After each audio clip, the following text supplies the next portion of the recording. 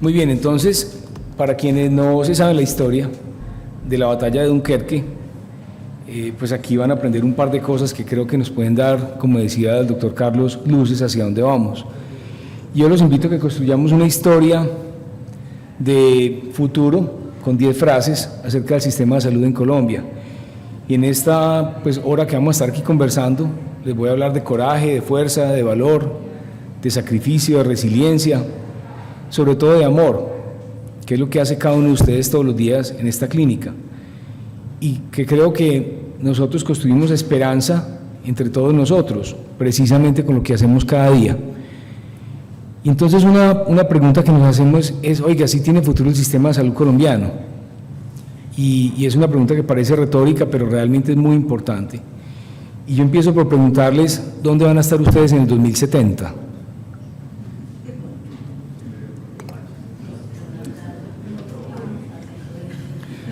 Yo me voy a morir de 103 años, o sea que yo me voy a morir ese año, pero muchos de ustedes desafortunadamente ya van a estar muertos.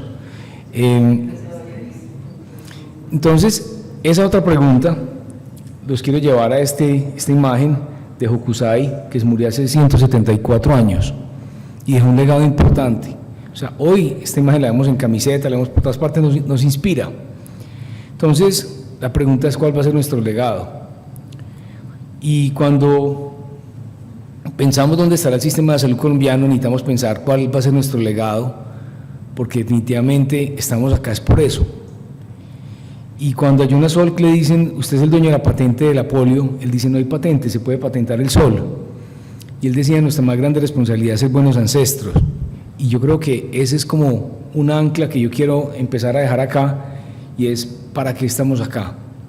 O sea, venimos, pues, claro, porque estudiamos medicina o enfermería o psicología, venimos a trabajar, pero venimos porque tenemos un propósito superior. Y ese propósito superior nos permite inspirarnos, para inspirar alrededor, para aprovechar las crisis, para transformar. Entonces, ¿dónde estará el sistema de salud colombiano en el 2070? Y eso depende de nosotros, depende de ustedes y depende de mí. Entonces vuelvo a la pregunta ahorita, ¿tiene futuro el sistema de salud colombiano? Obvio que sí. O sea, sin ninguna duda, independientemente de nosotros, tiene futuro. Entonces, primera frase, todos estamos de paso. El legado es la razón por la que estamos acá. Y les prometí que les iba a hablar de la batalla de Dunkerque, pero resulta que había un señor que se llamaba Adolf Hitler, que decidió que iba a conquistar el mundo, y este señor invadió Polonia en 1939. Después de la Primera Guerra Mundial, los franceses quedaron muy asustados y construyeron una línea de defensa que se llamaba la línea de Maginot, que era por aquí, como por toda esta parte de aquí, y dicen, ya con esta línea de defensa, por aquí no entran los alemanes. Pero no se imaginaron que por el norte, por el bosque de los Ardennes, podían entrar con una nueva tecnología que se llamaban los Panzer. Finalmente empezaron a entrar, los cogieron por sorpresa en 1940, y en este sitio que se llama Dunkerque, quedaron 400.000 soldados británicos, en su mayoría encerrados, esperando a que los, liquidaran sin ninguna posibilidad de sobrevivir. Faltando 2 días para que llegaran los Panzer, se detuvieron y entonces pues nadie entendía qué había pasado. Después entendimos que Göring, que era el segundo de Hitler, le dijo, déjame yo los mato con la fuerza aérea, y dijo, hágale pues papá, y paró los Panzer. Göring no fue capaz de liquidarlos con la fuerza aérea por el humo que había en Dunkerque y por el clima. Y entonces empezaron una operación que se llamaba la Operación Dínamo, que era empezar a buscar cómo rescatar esos soldados. Churchill decía que en el mejor de los casos rescatarían 35.000 soldados. Acuérdense que había 400.000. Este es un soldado, aquí pinta 37.000, o sea, no cupieron 400.000, pero simplemente empiecen a pensar la dimensión de lo que eso implicaba. Una foto de la época, 400.000 soldados desparchados, esperando que los mataran. Y ocurrió un milagro. Todos los barcos pesqueros de turismo, de transporte, empezaron a cruzar el Canal de la Mancha, arriesgando su vida, arriesgando su barco, y rescataron 338.000 soldados. 338.000 soldados en el curso de 6 días. Eso no se lo esperaba Hitler, no se lo esperaba nadie, pero eso cambió el curso de la guerra. Si Inglaterra hubiera perdido esos 338.000 soldados, sin ninguna duda no hubiera podido resistir a la invasión alemana y sin ninguna duda hoy el mundo sería distinto. Entonces la pregunta es, ¿cómo sería el Dunkerque del sistema de salud colombiano? ¿Qué teníamos que hacer todos para salvar precisamente a todos los que tenemos que salvar, sobre todo a los pacientes? Porque yo pienso que el gobierno no lo va a hacer, porque no tiene la capacidad de hacerlo. O sea, si tuviera la disposición sería difícil, ahora sin la disposición es más difícil. Entonces nos toca a nosotros decir qué podemos hacer nosotros también. Entonces la segunda frase es, la unión hace la fuerza, pero nos tenemos que cuidar entre todos. Y empieza una segunda parte de la historia, y se llama La Noche Oscura de Inglaterra, y resulta que después de Dunkerque, Hitler dijo, listo, ahora sí, se la van a ver conmigo. Y Churchill decía que Inglaterra era como una vaca gorda amarrada de un árbol esperando que un tigre lo atacara. O sea, era inminente la invasión alemana. Entonces, Inglaterra la llenaron de estos dos carteles, tu coraje, tu alegría y tu determinación nos traerá la victoria, y la libertad está en peligro, defiéndela con toda fuerza, con toda tu fuerza. De hecho, hicieron 3 carteles. El tercer cartel lo guardaron para cuando la invasión alemana llegara, para llenar Inglaterra de sus carteles, y comenzó el Blitzkrieg, que era el Blitzkrieg era la guerra relámpago, pero comenzó el bombardeo aéreo durante 8 meses y medio, todas las noches. Esta es la densidad de bombas que cayeron en Inglaterra, y la predicción de los ingleses fue que todo el mundo se iba a enloquecer, y empezaron a construir hospitales psiquiátricos para meter a todo el mundo que estaba loco por la presión alemana, y que la gente iba a saquear todos los comercios y que iba a abandonar la ciudad y que no hubiera quien defendiera a Hitler, a los ingleses de los alemanes. Esto era más o menos como se veía. Miren la foto de abajo, por ejemplo, y miren la foto de abajo por aquí, por aquí, ¿cierto? Que es la capacidad de reconstruir. Y entonces el pánico nunca llegó, los hospitales psiquiátricos se quedaron vacíos. De hecho, tuvieron que hacer este tipo de carteles porque la gente no quería abandonar la ciudad. Hijo, déjame a Hitler a mí, tú debes abandonar a Londres, porque la gente no se quería ir. Y lo más sorprendente fue que el coraje aumentó y la población se fortaleció. Entonces, todos sabemos cómo terminó la Segunda Guerra Mundial. La pregunta es en qué se equivocaron los nazis. Y esa es una pregunta que es muy importante para este momento y para este contexto. Entonces, resulta que cuando cae una bomba, pues hay alguna víctima. Hubo 600.000, se calculaba que iba a haber 1 millón de muertos, hubo 40.000 muertos, hubo 600.000 heridos, pero no hubo el 1 millón de muertos. Y lo que entendieron es que cuando cae una bomba, la mayoría de la población sobrevive y se fortalece, y que precisamente cuando somos capaces de superar el miedo, nace algo que se llama el coraje. Y cuando nos damos cuenta que somos propensos a tener miedo, y tener miedo del miedo, la conquista del miedo produce felicidad, euforia y emoción. Y que precisamente el coraje es algo que uno desarrolla cuando ha pasado tiempos difíciles, y cuando conquista esos tiempos difíciles, y cuando se da cuenta que lo logró. Entonces yo pienso que hoy en Colombia, con lo que hemos pasado en estos, digamos, 2 años de gobierno, tenemos el coraje para enfrentar las cosas de una manera distinta, para decir, venga, que nosotros sí somos capaces entre todos de salir adelante. Entonces, el coraje se conquista con dificultades, como estas que hemos vivido. Y el 23 de octubre tuve oportunidad de participar en una charla TED que se llamaba El mundo se acabó 1000 veces y esto es lo que aprendí. Y esta era, digamos, la portada de esa charla TED. Cuando yo era pequeño, el mundo se acabó 1000 veces. Si quieren saber por qué hablo de eso, pues ya está disponible. Pero realmente esa capacidad de percibir que es el fin y ver que no se acaba, nos da la resiliencia y nos da la fortaleza. Entonces, en estos días hacía las cuentas, desde que yo estoy en el sistema de salud en 2006, cuáles son los días en que el sistema no ha estado en crisis. Y este fue mi balance, ¿cierto? O sea, realmente esa es la historia, y me puse a intentar entender por qué. Porque es un sistema adaptativo complejo. y realmente no se puede esperar nada distinto de un sistema adaptativo complejo, que requiere cuidado amoroso y cuidado muy juicioso para que el sistema peleche, no se acabe, para que siga avanzando. Y otra vez, ¿para qué estamos acá? Para cuidar ese sistema adaptativo complejo que hemos construido durante 30 años. Entonces, hoy tenemos más posibilidades que nunca, y eso no se nos puede olvidar. Así se veía el universo en la Edad Media, ¿cierto? Una cúpula donde estaban las estrellas pegadas y uno se asomaba y veía el más allá. Pero hoy el telescopio James Webb nos permite mirar inclusive los orígenes del universo. Esta es la foto más nítida de un cúmulo de galaxias, no de estrellas, de galaxias, hace 4.600 millones de años. O sea, como cuando la Tierra apenas estaba empezando, estas galaxias estaban por allá formándose a 4.600 millones de años. Entonces nos damos cuenta que somos parte de algo mucho más grande, y que ese algo mucho más grande nos tiene que permitir encontrar el sentido en un momento de un mundo difícil y complejo, pero un mundo demasiado emocionante. Entonces otra pregunta que nos podemos hacer: vení, pero estamos en una era de cambios, o un cambio de era. Y yo estoy convencido que es un cambio de era, y les voy a contar por qué.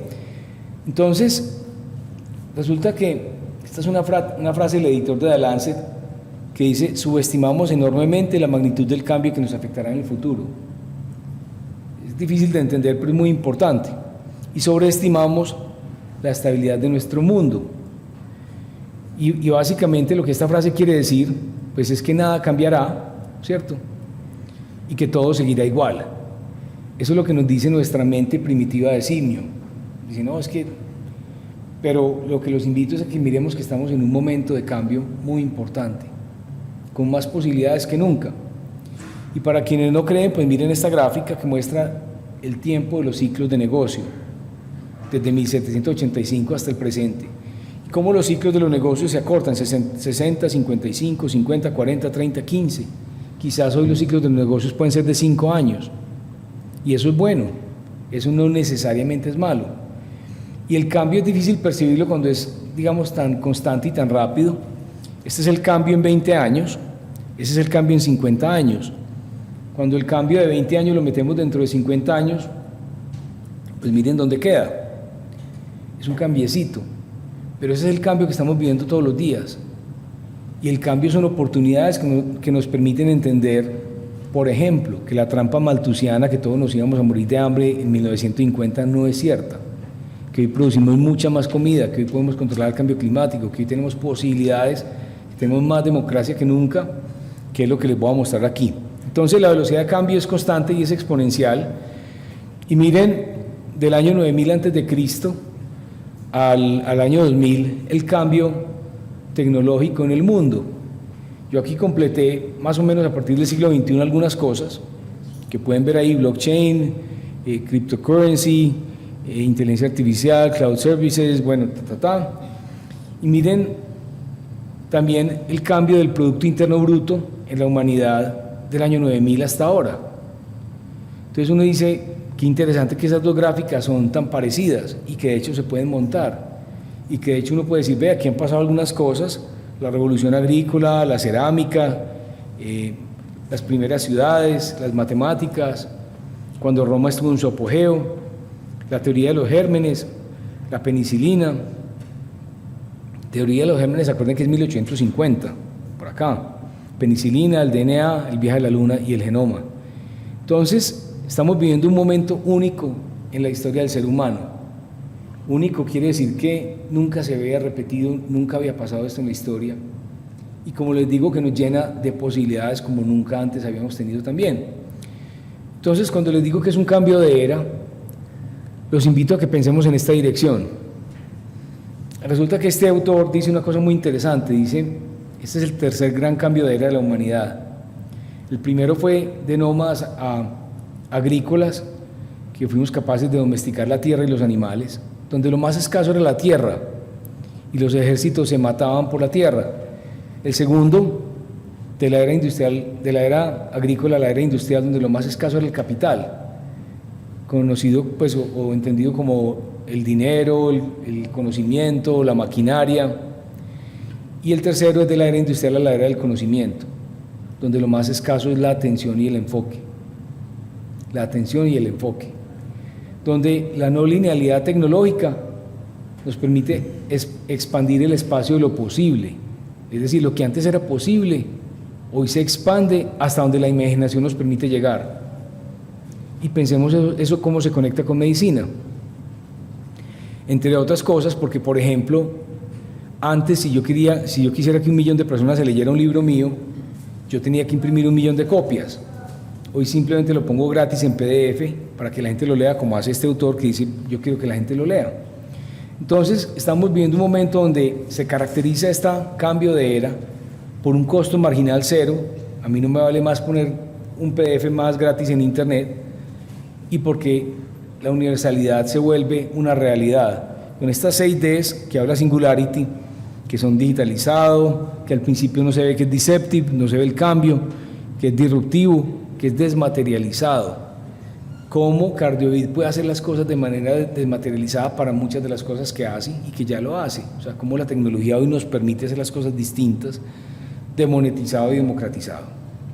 Entonces, quinta frase, atravesamos por un cambio de era, un momento único en la historia de la vida humana, y estos cambios, estas transiciones, nos dan miedo y nos generan incertidumbre.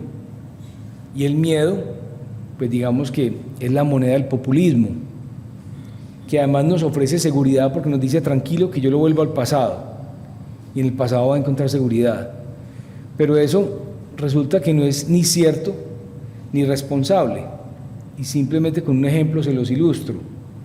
En 1901, en Inglaterra había 1 millón de coches de caballo, y de hecho la preocupación era que decían, el mundo va a estar con tanto popó de caballo que la humanidad se va a morir. Esa era la preocupación en 1900. Va a haber tantos caballos que nos vamos a morir todos porque va a haber demasiado popó de caballo por todos lados. Y ese era el fin del mundo en ese momento. Resulta que hoy estamos hablando de transporte por drones. ¿Cuántos coches de caballos habrá en Londres en este momento? Pues me imagino, yo hace mucho no voy a Londres, pero quienes habrán ido podrán decirnos, ¿cierto? Creo que no hay muchos. Entonces, el miedo de la moneda del populismo, pero hoy no tiene fondos que la respalden. Y no hay ningún gobierno populista que sea capaz de resistir al progreso y al desarrollo humano.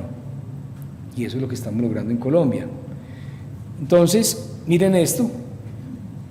Para los escépticos que todavía creen que vamos muy mal, esta es pobreza extrema. En 1820 el 84% de la población del mundo vivía debajo de la línea de pobreza extrema. En 1981, cuando nació el doctor Carlos Alberto, el 44% de la población vivía debajo de la línea de pobreza extrema. Y en el 2023 el 9% de la población vive por debajo de la línea de pobreza extrema. Y miren, Colombia, la línea roja es 2002 y la línea verde es 2018. En estos días hablaba con una mujer muy inteligente, muy buena, y me decía, Gabriel, es que la gente en Colombia está cada vez más pobre, es que los ricos son más ricos y los pobres son más pobres. Y le decía, no es cierto. Y primero que todo, ¿qué importa si los ricos son más ricos? Lo que no importa es que los pobres sean menos pobres y que haya menos pobres, ¿cierto? Que no haya nadie viviendo bajo la línea de pobreza. Y les muestro estos datos. Miren, 1985 para los que están atrás y 2018. Estas son necesidades básicas insatisfechas, 43%. Aquí baja a 14.3%. Y miren, personas en miseria, pasamos de 24.4% al 3.8%. ¿Que deben ser cero? Sí, claro, deben ser cero. ¿Que vamos a lograr erradicar la pobreza extrema del mundo? Claro que sí. En EAFID está pasando ahorita el congreso más importante del mundo en economía, con varios premios Nobel. En estos días le preguntaba a una economista, ¿vos crees que vamos a poder erradicar la pobreza extrema? Y decía, no, porque es que en África hay países muy jodidos. Resulta que las 10 economías que más van a crecer en 2024, 6 están en África. Entonces me decía, es que Malawi está súper jodido. Y decía, pues entonces entre todos erradicamos la pobreza extrema de Malawi. No seremos capaces entre todos de erradicar la pobreza extrema de Malawi. Entonces, temas como familias en acción, contribuyó a la reducción que se hizo del 93 al 2005, jóvenes en acción, Colombia Mayor, entre otros, en 2018. Entonces, Hoy decimos, bueno, ¿y qué pasa en el mundo? De 8.000 millones de personas, 85% tienen teléfonos inteligentes, 80% electricidad, 75% agua tratada. Cuando China entró al capitalismo, 700 millones de chinos salieron de la pobreza extrema. Y en el siglo XX pasó un milagro. El costo de los alimentos se redujo a una 13ª parte, el costo de la energía a una 20ª parte, el transporte a una 100ª parte, las comunicaciones a una 1000ª parte, y el ingreso per cápita se aumentó por 3. En el mundo, la mortalidad infantil, la mortalidad materna, la esperanza de vida cambiaron. La viruela fue erradicada. Y miren los índices de vacunación del sarampión. Estos días me decía alguien, vivimos en un mundo tan sano que nos permitimos pensar que las vacunas no son necesarias para los antivacunas, porque ya no nos morimos de polio, ni de sarampión, ni de viruela. Y miren, población mundial que vive con menos de 2.000 calorías al día. En 1965, la mitad de la población, y hoy es el 3%. ¿Quién me va a decir que eso no es un milagro de la humanidad? Donde también un niño que nacía en 1914 tenía 1% de probabilidades de llegar a los 100 años. Un niño que nace en el 2014 tiene 50% de probabilidades de llegar a los 100 años. Esta es la revista The Economist de hace un par de semanas que dice, vivir 120 es posible. Y de hecho está diciendo qué va a pasar con la humanidad cuando haya muchos centenarios en una reunión de estas. Diciendo, doctor, permítame, pero es que en 1965, estamos hablando del año 2070, pasaba esto, y esto, y esto, y esto. Y no, ay, siquiera me contó, muchas gracias. Entonces, temas como estos, un niño recibiendo zapatos en 1942 en Austria. ¿Quién se alegra así hoy porque compró unos zapatos? Pues de pronto la esposa de uno o algo así, pero el resto mucha gente no.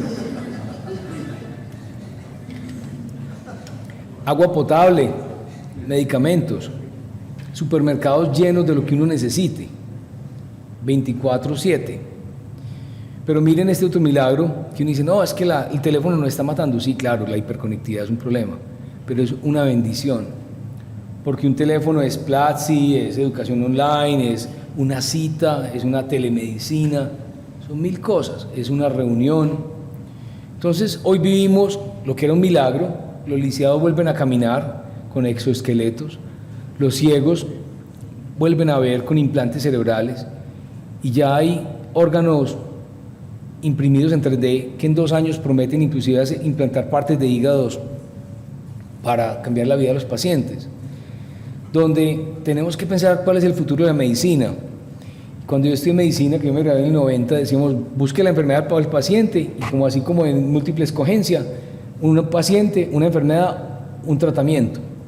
Pero resulta que hoy sabemos que el paciente son muchos pacientes y que tiene muchas vistas, el exposoma, el epigenoma, el metaboloma, el proteoma, el transcriptoma, y que hablamos de medicina individualizada, donde no todo le sirve a todo el mundo, y donde precisamente esa misma variabilidad nos va a permitir ser más costo efectivos.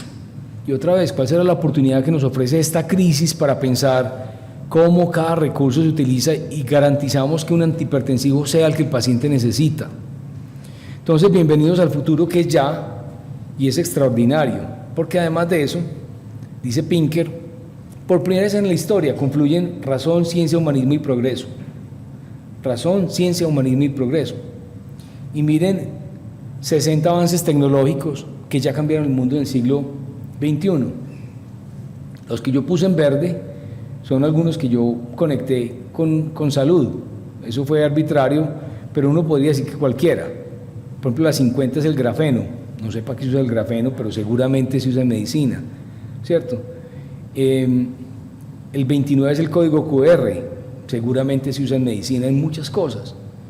Entonces pensemos que hoy estamos viviendo este mundo y que nos tocó a nosotros, y que estamos en una época donde estamos rediseñándolo todo, y todo va a cambiar en los próximos 10 años de la forma más profunda, y quienes estamos vivos hoy podemos vivir las vidas más llenas de sentido, porque es el momento más emocionante de la humanidad. Pero otra vez, es vivirlo con un optimismo, que es el final de esta presentación, que los voy a invitar a una revolución precisamente desde dónde nos paramos y cómo. Entonces, todo lo que hacemos cambiará en los próximos 10 años. Y uno dice, no, es que nosotros en Colombia sí somos muy de malas, no. Pero resulta que no. Esto también es de The Economist, que muestra los tiempos de espera para una ambulancia en el Reino Unido. en el 2017 y en el 2022. Entonces dice, básicamente todos los sistemas de salud del mundo están viviendo una gran presión en el uso de los servicios. Y dice, los efectos del mal funcionamiento de los sistemas de atención van más allá de las muertes innecesarias. La gente llega a sentir que su país se está desmoronando. Si es en un país rico y enfermas, esperas que alguien te ayude. Definitivamente se supone que alguien debe ayudar cuando la carga fiscal está en su punto más alto o cerca de él, como ocurre en muchos lugares. Entonces piensen que eso es lo que nos pasa en Colombia también. Decimos, no, es que este país se acabó. No, no se acabó ni se va a acabar y nosotros no vamos a dejar que se acabe, porque depende de nosotros. Y otra vez miremos el contexto, una cirugía de 1860, donde necesitaban 12 ayudantes, pues 10 para que agarraran al paciente, y otro para cortar la pierna y otro para recogerla cuando caía. Y miren lo que es hoy la cirugía, ¿cierto? Entonces, la OMS decía, los sistemas de salud tienen 3 funciones: mejorar la salud de la población, ofrecer un trato adecuado a los usuarios y garantizar la seguridad financiera en materia de salud. Eso lo cumple el sistema de salud colombiano. Pero además cumple estas 10 características: es solidario, ha impactado la salud de la gente positivamente, ha cerrado la brecha de inequidad, ha brindado protección financiera, ha permitido el florecimiento de los hospitales, ha permitido la formación de muchos y muy buenos profesionales de la salud, ha utilizado los recursos bien durante 3 décadas, es increíblemente eficiente, ha logrado la cobertura universal y es reconocido afuera y adentro. Miren, por ejemplo, aquí está Colombia, este es gasto de bolsillo. Miren países, miren Venezuela, miren Guatemala, Granada, miren Paraguay, México. Si esto fuera la OCDE, también Colombia estaría en el mismo punto. Y miren estos datos. De los 61 hospitales de América Latina, 26 están en Colombia. Pero miren lo que pasó con este sistema que hemos construido entre todos. Pasamos de 202 hospitales privados a más de 12.000, pasamos de 32.000 a 132.000 médicos, de 15.000 a 85.000 enfermeras, más de 1 millón de trabajadores de la salud, donde hace tal vez un mes, salió esto, 11 de noviembre, un mes y medio, no un mes, hay 19 hospitales y clínicas colombianas entre las 39 mejores de toda América Latina. Obviamente aquí está Cardiovid, de estos 19, 8 están en Medellín, que también es interesante.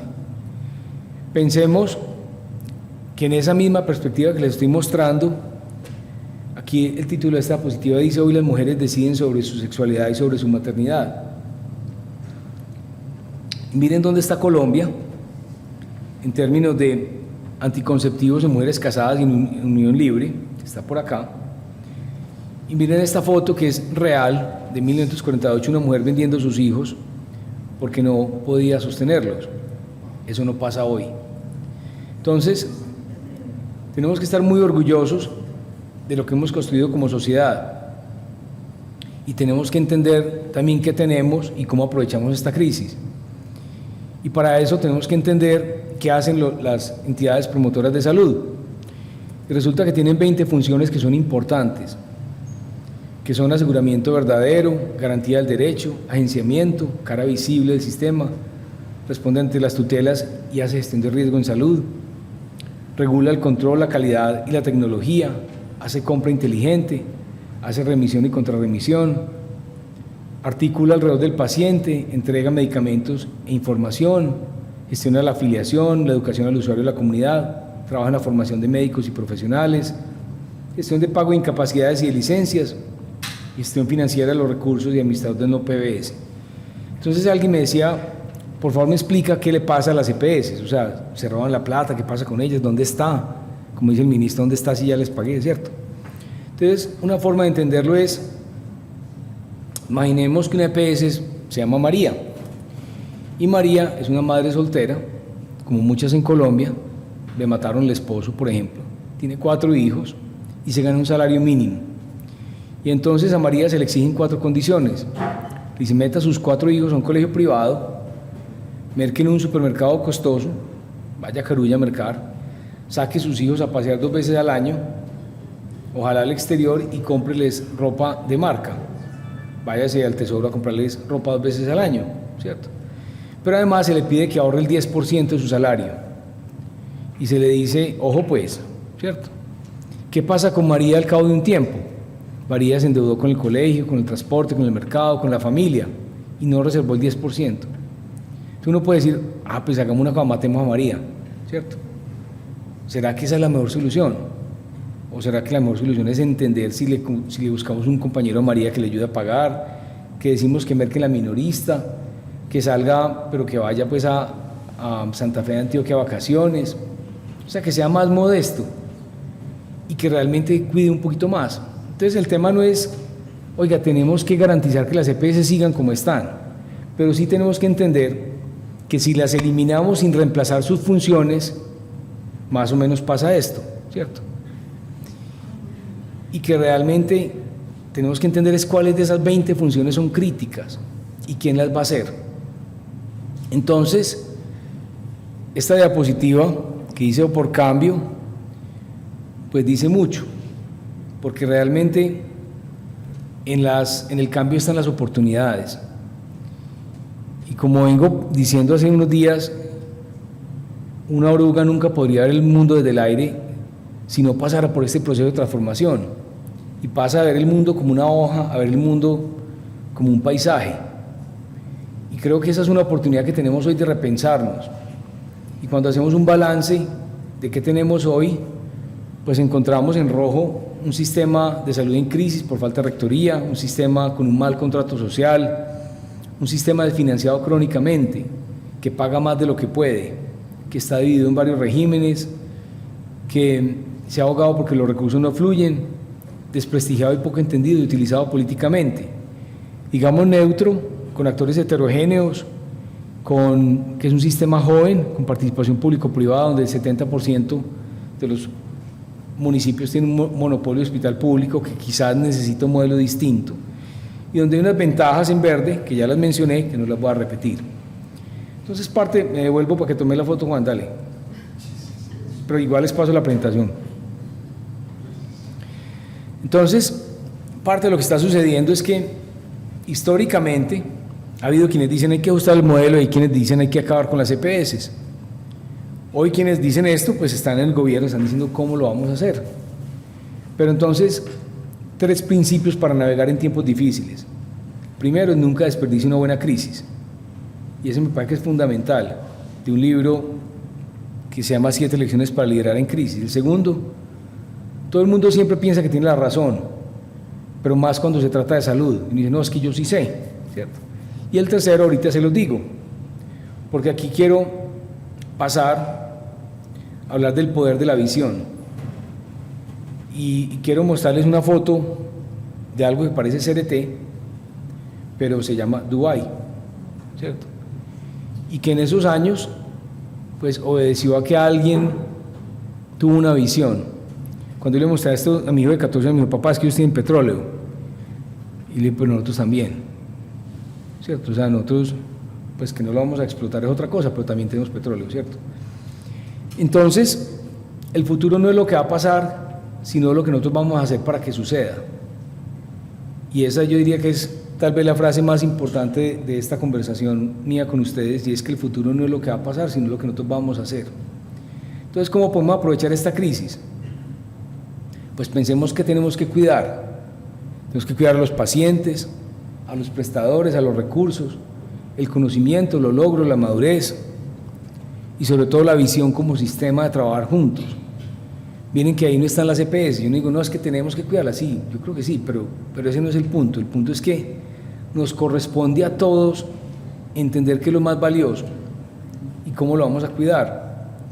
Y precisamente el tercer punto de las crisis es este. Se me olvidó decirles una cosa ahorita, qué pena. Resulta que este aviso de Keep Calm and Carry On fue el tercer aviso que hicieron los ingleses. Y lo hicieron para cuando la invasión nazi llegara. Entonces iban a llenar a Londres de esos avisos, pero como nunca llegó, esos avisos los destruyeron. Y en el 2012 en un anticuario se encontraron una docena de esos avisos, y esos son los avisos que conocemos que dice Keep Calm and Carry On. Ese fue el tercer aviso que hicieron los ingleses, que nunca se utilizó. Entonces aquí dice Keep Calm y primum non nocere, primero no hacer daño, como decía Hipócrates. Entonces, yo ayer estaba en el foro de economía y me encontré con el presidente Uribe y me dijo, doctor Mesa, estoy muy preocupado con la crisis del sistema de salud. Estamos en el mismo salón y dije, seguramente me va a decir eso. Entonces dije, pues en vez de decirle, ay sí, qué preocupación, dije, bueno, voy a pensar 4 cosas que le pueda decir. Y le dije, sí, presidente, pues yo le voy a decir 4 cosas. La primera, esta es una gran oportunidad. Entonces me miró, ¿cómo así, doctor Mesa? Y le dije, pues sí. La segunda, aprovechemos al bobo. O sea, ya se echó el muerto encima, entonces aprovechemos para hacer los cambios que hay que hacer, para hacer los ajustes. Es que alguien tenía que decir, venga, que tenemos que hacer, repensarnos. Como cuando uno dice tapo, aprovechemos. Pensemos que no funciona y ajustémoslo. Pensemos qué tenemos que hacer para pensar fuera de la caja. Y una idea muy loca es, ¿será que podemos crear un dinero propio que nos permita salir de esta crisis y pagarnos con vales mientras tanto, mientras somos capaces de resolver esta crisis? Y entonces, pero esto pues me lo estoy inventando pues así como en un viaje psicodélico más o menos, ¿cierto? Sura le paga con un vale a Cardiovid, Cardiovid le paga a Medtronic con un vale y esos vales tienen valor que se va a redimir en un momento.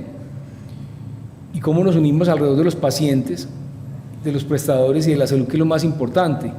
Y sobre todo cómo empezamos a cuidar los indicadores y a decir, ojo, que esto tiene consecuencias. Y cada materna que se muera, que no se tenía que morir, debería ser tipificado como un delito de lesa humanidad, porque es que eso no debería pasar. Y si es por desidia, por desatención, por descuido del gobierno, eso no debería pasar.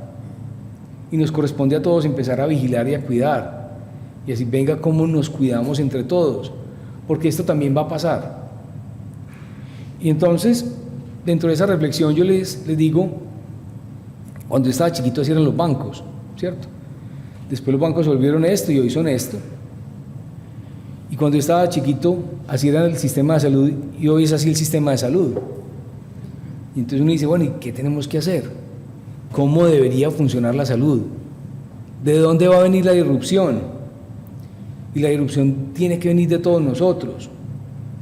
Porque aquí, en esto que no ven nada, pues lo que quiere decir es que los datos son lo más importante. Y aquí dice, por ejemplo, gigabytes, y dice datos, pues, digamos, personales, imágenes médicas. Aquí ya estamos hablando de terabytes, y aquí se habla, yo estoy como muy ciego, pero a ver.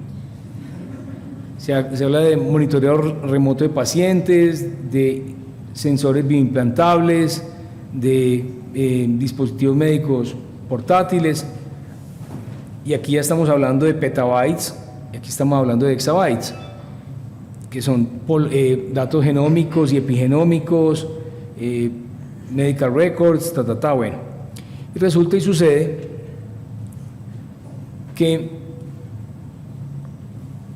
hoy el 30% de los datos del mundo provienen de salud, el 30%, y se prevé que al 2025 el 36% de los datos del mundo serán de salud. Eso es una riqueza impresionante. Y además miren lo que dice aquí, las ciencias de la vida se modelan más fácil en un computador que, digamos, que en la forma real. A medida que se digitaliza, se vuelve más un producto de información, que sigue más la ley de Moore, que si se acuerdan es que cada 2 años se duplica la capacidad de los microprocesadores y se baja a la mitad el costo. Entonces hablamos de esto. Informática no es computador más que mente. Informática es precisamente mente más computador más método científico, es más que mente. Donde miren esta propaganda de IBM que dice, yo puedo leer 5.000 nuevos estudios cada día y aún ver pacientes. O sea, si nosotros no empezamos a pensar que el camino es la tecnología, precisamente aprovechando estas crisis para ser más eficientes, no lo vamos a lograr. Entonces, cuando le preguntan a los pacientes cómo están los médicos en Estados Unidos, dicen arrogantes, acosados, ocupados, desinteresados, rudos, y la mitad de los médicos pues informan que tienen depresión, agotamiento, insatisfacción, sensación de fracaso, y tienen el doble de posibilidad de cometer un error y saben que las posibilidades de suicidio son mucho más altas. Y cuando llegan donde el médico le diga, doctor, le traigo mi metaboloma, mi proteoma y mi genoma para que por favor me lo interpreten estos 20 minutos, pero además me revise la rodilla, el médico va a decir, no jodas, ¿cierto? A menos que seamos capaces de pensar que este es el camino. Cuando con inteligencia artificial seamos capaces, que ya hoy esto pasa, de coger datos del microbioma, de la actividad física, del sueño, de la nutrición, de los medicamentos, de los hábitos y de los vicios, de los laboratorios, de la historia familiar, del estado cognitivo, del examen físico, y juntarlo para que le llegue al médico la información que necesita, para que en 20 minutos pueda dedicarse precisamente a acompañar al paciente. Y aquí lo que quiero mostrar es que es mucho más la máquina más el humano, y este libro dice cómo la inteligencia artificial volverá a hacer la medicina humana de nuevo, precisamente entendiendo que esto que les mostré ahorita es posible siempre y cuando seamos capaces de darle las herramientas al médico para que se dedique a tener una conexión profunda y una empatía con el paciente, para que todo el otro trabajo lo haga la máquina, para que deje de ser un secretario que estudió 6 años, que tuvo que hacer año rural, que tuvo que pasar por muchas dificultades para venir a transcribir unas órdenes. ¿Cómo podemos cambiar eso? Y decía Jalil Gibran, el trabajo es el amor hecho visible, y quienes tenemos el privilegio de trabajar en salud, hacemos un trabajo que solo se puede hacer bien desde el amor. Entonces dice MIT que para las nuevas tecnologías hay que tener estos pasos: empatizar, definir, idear, prototipar y testear. Pues yo les propongo que pensemos que nosotros en Medellín, Colombia, tenemos un reto, y es ponerle corazón a la tecnología. Y para eso tenemos que hacernos 5 preguntas. ¿Qué problema de la humanidad resuelve esta tecnología? Y es este el verdadero problema. ¿Es el remedio mejor que la enfermedad? ¿Construye una mejor sociedad? ¿Empodera a las personas? ¿Aumenta su libertad? ¿Qué precio debemos pagar por esta tecnología? Y está esta tecnología verdaderamente al servicio del humano. Entonces no se nos olvide que la zona de confort es precisamente el enemigo del cambio, y que la magia es salirnos de esa zona de confort, y esto nos está obligando a salirnos de la zona de confort. Yo lo decía en estos días en un foro donde estaba el superintendente y el director de la ADRES, nosotros discutiendo que si EPS o no EPS, y estamos hablando que en el 2027 se van a invertir 34.5 billones de dólares en inteligencia artificial en salud. ¿No será que nosotros tenemos que buscar cómo vamos a ser líderes y pioneros? Y les voy a dar un par de ejemplos de eso que está pasando hoy acá, que nos tienen que inspirar.